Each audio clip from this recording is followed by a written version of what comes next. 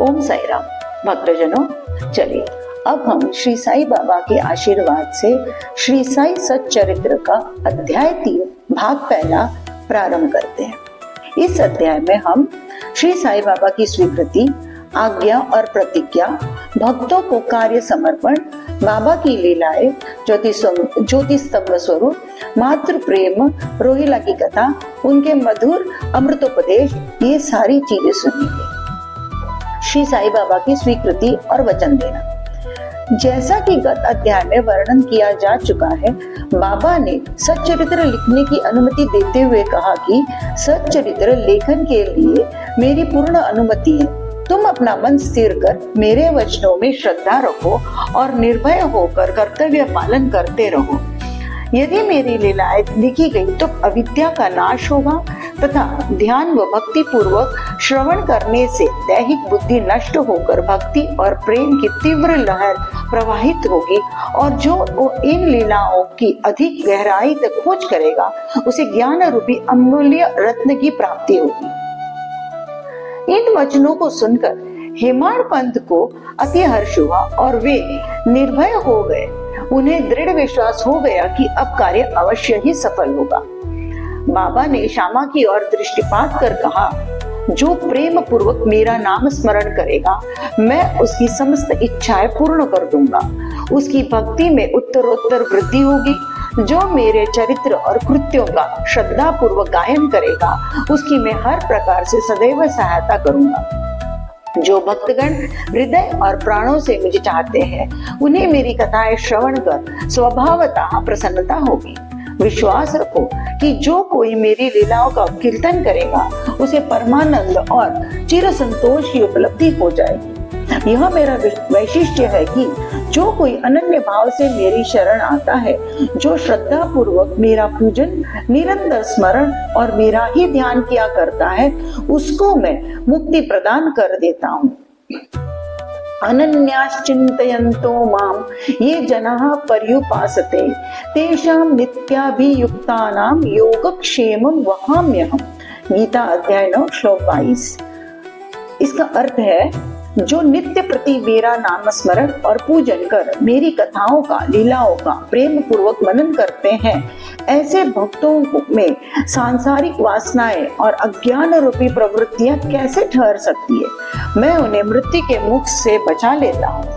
मेरी कथाएं श्रवण करने से मुक्ति हो जाएगी, अतः मेरी कथाओं को श्रद्धा पूर्वक सुनो, मनन करो।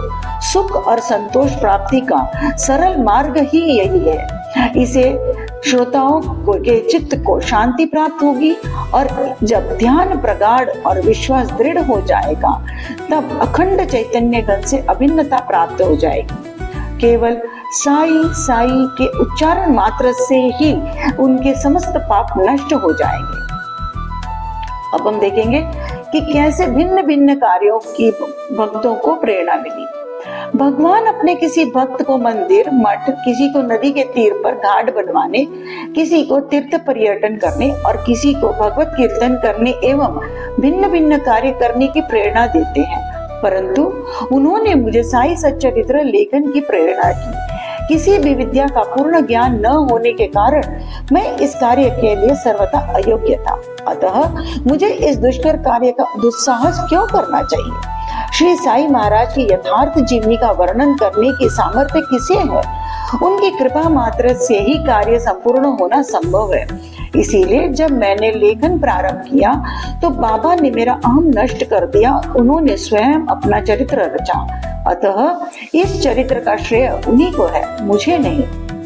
जन्मतः ब्राह्मण होते हुए भी मैं दिव्य चक्षु विहीन था, अतः साई सच्चरित्र लिखने में सर्वथा अयोग्य था। परंतु श्री हरि कृपा से क्या संभव नहीं है। मुख भी वाचाल हो जाता है और पंगु भी गिरिवर चढ़ जाता है। अपनी इच्छा अनुसार कार्य पूर्ण करने की युक्ति वे ही जाने।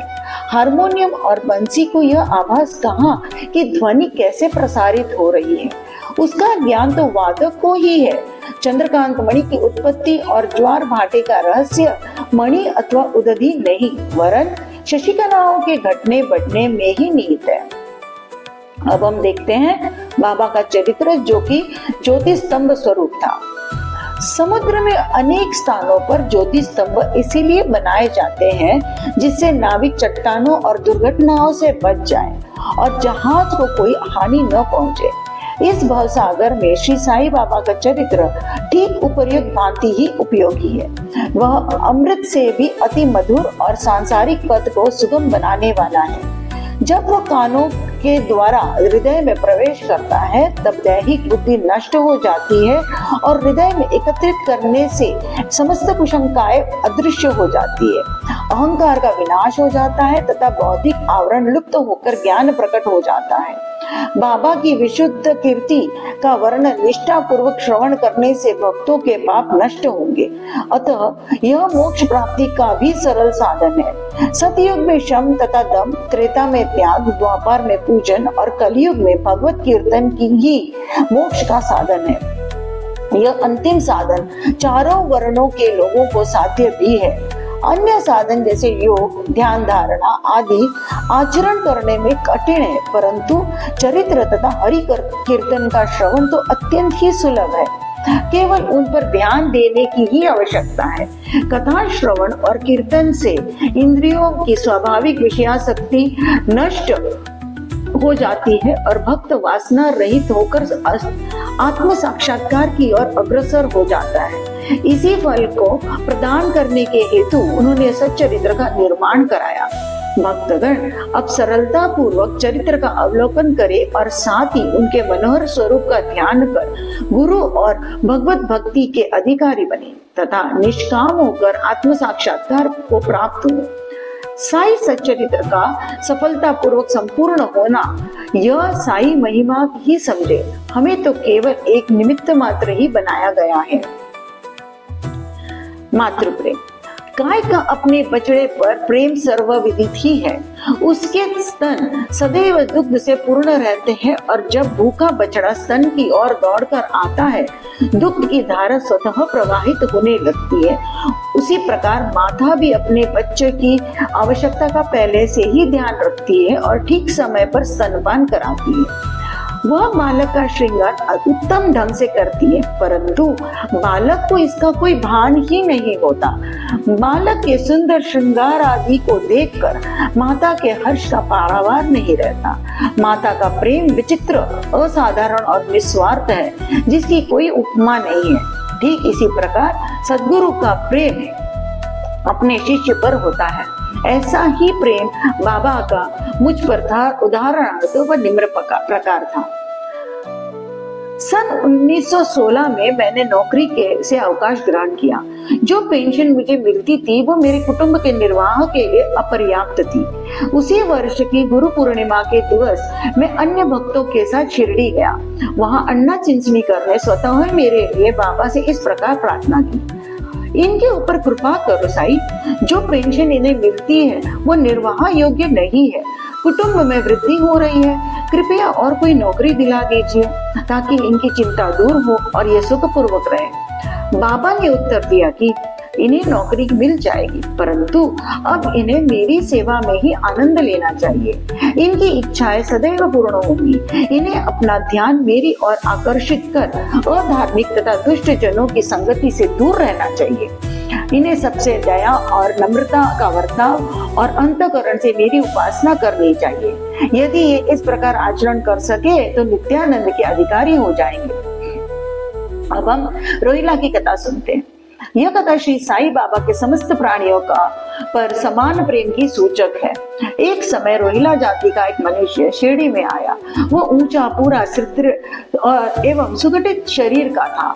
बाबा के प्रेम से मुग्ध होकर वह शिरडी में ही रहने लगा। वह आठों प्रहर अपनी उच्च और कर्कश ध्वनि से कुरान शरीफ के कलमे पढ़ा करता था, अल्लाह अकबर के नारे लगाता था। शिरडी के अधिकांश लोग खेतों में दिन भर काम करने के पश्चात जब रात्रि में घर लौटते तो रोहिला की कर्कश पुकारे उनका स्वागत करती थी। इस कारण उन्हें रात्रि में विश्राम न मिलता था, जिससे वे अधिक कष्ट और असुविधा का अनुभव करने लगे। कई दिनों तक तो वे स्तब्ध रहे, परंतु जब कष्ट असहनीय हो गया तब उन्होंने बाबा के समीप जाकर रोहिला को मनाकर इस उत्पात को रोकने की प्रार्थना की। बाबा ने उन लोगों को इस प्रार्थना पर ध्यान दिया। इसके विपरीत गांव वालों को आड़े हाथों लेते हुए बोले कि वे अपने कार्य पर ध्यान दें और रोहिला की ओर ध्यान न दें। बाबा ने उनसे कहा कि रोहिला की पत्नी बुरे स्वभाव की है और वह रोहिला को तथा मुझे अधिक कष्ट पहुंचाती है, परंतु वो उसके कलमों के समक्ष उपस्थित होने का साहस करने में असमर्थ है और इसी कारण वह शांति और सुख में है। यथार्थ में रोहिला की कोई पत्नी न थी। बाबा का संकेत केवल कुविचारों की ओर था। अन्य विषयों की अपेक्षा बाबा प्रार्थना और ईश आराधना को महत्व देते थे। अतः उन्होंने रोहिला के पक्ष का समर्थन किया। ग्रामवासियों को शांतिपूर्वक थोड़े समय तक उत्पात सहन करने का परामर्श दिया। बाबा के मधुर अमृतोपदेश। एक दिन दोपहर की आरती के पश्चात भक्तगण अपने घरों को लौट रहे थे। तब बाबा ने निम्नलिखित अति सुंदर उपदेश दिया। तुम चाहे कहीं भी रहो, जो इच्छा हो सो करो, परंतु यह सदैव स्मरण रखो कि जो कुछ तुम करते हो वो सब मुझे ज्ञात है। मैं ही समस्त प्राणियों का प्रभु और घट घट में व्याप्त हूँ। मेरे ही उदर में समस्त जड़ व चेतन प्राणी समाये हुए हैं। मैं ही समस्त ब्रह्मांड का नियंत्रण करता व संचालक हूँ। मैं ही उत्पत्ति, स्थिति व संहार करता हूँ। मेरी भक्ति करने वालों को कोई हानि नहीं पहुंचा सकता। मेरे ध्यान की उपेक्षा करने वाला माया के पाश में फंस जाता है। समस्त जंतु, चींटियां तथा दृश्यमान, परिवर्तमान और स्थायी विश्व मेरे ही स्वरूप है। इस सुंदर तथा अमूल्य उपदेश को श्रवण कर मैंने तुरंत यह दृढ़ निश्चय कर लिया कि अब भविष्य में अपने गुरु के अतिरिक्त अन्य किसी मानव की सेवा न करूंगा। तुझे नौकरी मिल जाएगी। बाबा के इन वचनों का विचार मेरे मस्तिष्क में बार चक्कर काटने लगा। मुझे विचार आने लगा, क्या सचमुच ऐसा घटित होगा? भविष्य की घटनाओं से स्पष्ट है कि बाबा के वचन सत्य निकले और मुझे अल्पकाल के लिए नौकरी मिल गई। इससे पश्चात मैं स्वतंत्र होकर एक चित्त से जीवन पर्यंत बाबा की ही सेवा करता रहा। इस अध्याय को समाप्त करने से पूर्व मेरे पाठकों से विनम्र प्रार्थना है कि वे समस्त बाधाएं जैसे आलस्य, निद्रा, मन की चंचलता व इंद्रिय आसक्ति दूर कर और एक चित्त हो अपना ध्यान बाबा की लीलाओं की ओर दे और स्वाभाविक प्रेम निर्माण कर भक्ति रहस्य को जाने तथा अन्य साधनों में व्यर्थ श्रमित न हो। उन्हें केवल एक ही सुगम उपाय का पालन करना चाहिए और वह है श्री साई लीलाओं का श्रवण। इससे उनका अज्ञान नष्ट होकर मोक्ष का द्वार खुल जाएगा। जिस प्रकार अनेक स्थानों में भ्रमण करता हुआ भी लोभी पुरुष अपने गड़े हुए धन के लिए सतत चिंतित रहता है, उसी प्रकार श्री साई को अपने हृदय में धारण करो। अगले अध्याय में श्री साई बाबा के शिरडी आगमन का वर्णन होगा। श्री साई सद्गुरु साईनाथार्पणमस्तु। शुभम भवतु। ओम साई राम।